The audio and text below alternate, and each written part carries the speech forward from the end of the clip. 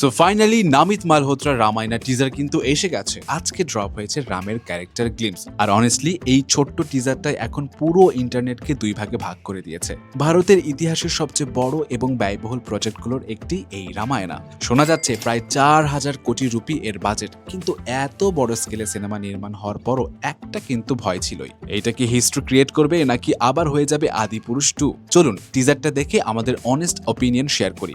শুরুতেই একটা পাওয়ারফুল মুহূর্ত।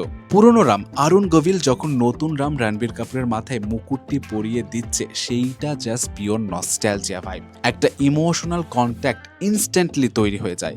আর ব্যাকগ্রাউন্ড স্কোর এআর রহমান ও হ্যান্স জিমারের কম্বো লিটারালি অন্য লেভেলের নিয়ে গেছে। ডায়লগ ছাড়া শুধুমাত্র মিউজিকে এই পরিমাণ ইমোশন বিল্ড করা হয়েছে যে পুরো গুজবাম হয়ে যাওয়ার মতো ব্যাপার। এছাড়া রণবীরকে স্ক্রিনে সারপ্রাইজিংলি কাম অ্যান্ড ডিভাইন লেগেছে। তার জেস্টার, ওয়াকিং, তীর ধনুক ধরা সবকিছুই ছিল খুবই কন্ট্রোলড, খুবই সুদিং। অনেস্টলি কাস্টিং নিয়ে যারা ডাউট করেছিল তাদের জন্য একটা কড়া জবাব দিয়েছে কিন্তু রণবীর কাপুর।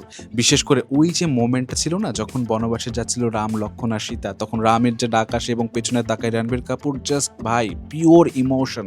একদম সাইলেন্ট কিন্তু পুরা পাওয়ারফুল। আর শেষে যখন আসে রাবণের 2 সেকেন্ডের গ্লিমস আসে, ফেস না দেখিয়ে যেভাবে প্রেজেন্স ক্রিয়েট করেছে, ওই 2 সেকেন্ডই পুরো টিজারের টোনই চেঞ্জ করে দেয়। বাট সবকিছু কিন্তু পারফেক্ট হয় না। কিছু ভিজুয়াল একদম স্টানিং ওয়ালপেপার লেভেলের, কিন্তু আবার কিছু জায়গায় ভিএফএক্স একটু আর্টিফিশিয়াল, লাইক ভিডিও গেমের মতো মনে হয়েছে। ঠিক এই জায়গাতেই আদিপুরুষের ভয়টা আবার মাথায় আসে। আমরা দ্য লর্ড অফ রিংস বা অ্যাভাটারে যেরকম কনসিস্টেন্স রিয়েলিস্টিক ফিল পাই, সেই কনসিস্টেন্সিটা এখানে এখনো পুরোপুরি পাওয়া যায়নি। আরেকটা জিনিস, কিছু ক্রিয়েচার ডিজাইন বা এনভায়রনমেন্ট একটু বেশি হলিউড ইন্সপায়ার্ড লেগেছে, যেখানে রামায়ণের নিজের মাইথোলজিক্যাল সোলটাই আসল স্ট্রেংথ। তবে যেহেতু এইটা শুধুমাত্র টিজার আর এখানে কোনো ডায়লগ ছিল না, সো ফাইনাল জাজমেন্টটা এখন দেওয়াটা ঠিক হবে না। মুভিতে যদি রাইটিং আর ডায়লগ স্ট্রং হয়, তাহলে এর ভিজুয়াল ফ্লোস খুব সহজেই ওভারশ্যাডো হয়ে যেতে পারে।